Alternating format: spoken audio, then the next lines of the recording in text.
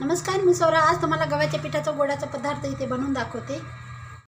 आता या ठिकाणी गव्हाचं पीठ चाळून घेतलेलं आहे। एक वाटी, ही वाटी मोठी आहे, तुम्ही तुमच्या आवडीप्रमाणे ठेवा इथे मोजमाप। त्यासाठी लागणारे साहित्य बघा। अर्धी वाटी गूळ घेतलाय, खिसून घेतलाय मी। ड्रायफ्रूट बदाम घेतलेले आहेत, यामध्ये 4 विलायची आणि जायफळ, जिथं गूळ आला म्हणजे जायफळ आलेला आहे, आणि हे खोबऱ्याचं किस आहे। आणि लागेल तसं तुपाचा वापर करते इथे मी।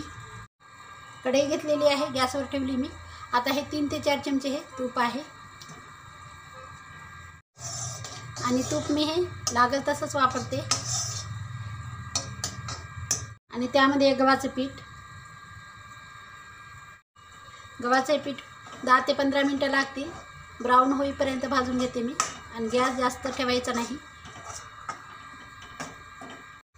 आणि पीठ भाजायचं असेल तर मोठीच कढई घ्या, कारण पीठ खाली सांडण्याची शक्यता असते। पीठ खाली लागू द्यायचं नाही तळ्याला।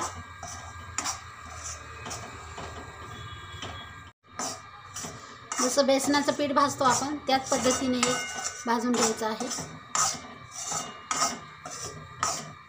परत 1 चमचा टाकते मी। आणि हे जेवढं चांगलं गव्हाचं पीठ भाजशाल तुम्ही, तेवढे छान आहे। आणि इथं पाहू शकता किती छान ब्राऊन कलर होत आलेला आहे, आणि पिठाचा वास येतो पण जेव्हा पीठ भाजत असतं तेव्हा। आणि हे गाठी हे ते फोडून घ्यायचे आहेत बघा, पिठाच्या गाठी होतात। आता हे पीठ छान प्रकारे भाजल्या गेलेलं आहे। जवळून दाखवते किती ब्राऊन कलर आला आहे, हे बघा। इथपर्यंत भाजून घ्यायचं, आणि त्यानंतर असा खड्डा करून घ्यायचा यामध्ये, आणि गूळ टाकून घेते। तर यामध्ये हे गूळ वितळून घ्यायचं छान। आता किती छान आहे, यामध्ये गूळ वितळून गेलेला आहे बघा। तूप गूळ अशा प्रकारे एका वाटीला अर्धी वाटी गूळ तूप टाका। तुम्हाला तसं माप जर कळत नसेल, अंदाजाने पीठ घेऊ नका। अशा प्रकारे आता यामध्ये टाकते मी हे जायफळ आणि विलायचीचे दाणे असे बारीक कुटून टाकते। आणि माप घेताना एकाच वाटीचं माप ठेवा। आता हे झालेलं आहे, गॅस बंद करून टाकते मी।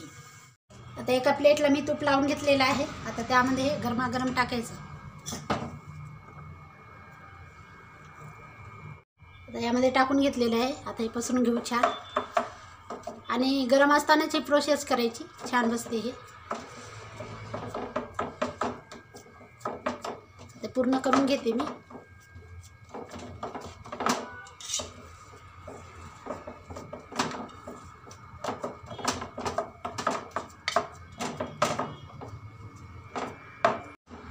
पाहू शकता किती छान पसरून घेतलेलं आहे मी। आता त्यावरून टाकते मी बारीक असे काजू बदाम, तुम्ही तुमच्या आवडीप्रमाणे ठेवा।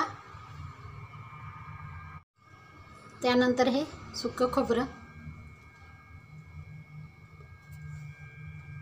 आणि मी हातानेच हे प्रेस करून घेते, कारण छान असे चिटकले जाते बघा।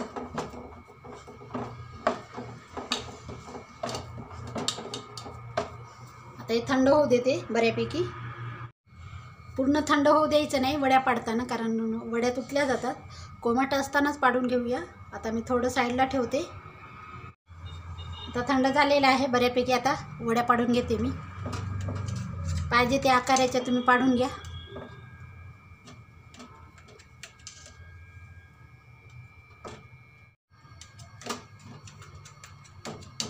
आणि हा पदार्थ करून बघा तुम्ही, खूप सोपा आहे आणि लवकर होते। जास्त काही वेळ लागत नाही, फक्त पीठ भाजायला 10 ते 15 मिनिटं वेळ लागतो तेवढंच।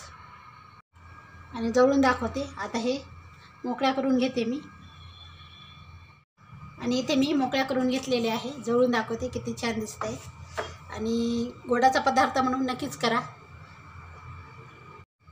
आणि साईजला बघा, इथपर्यंत असे ठेवा, थोडेसे जाड असू द्या। आणि गव्हाच्या पिठाच्या मस्त बर्फी झालेल्या आहेत, वड्या म्हणू शकता, बर्फी म्हणू शकता।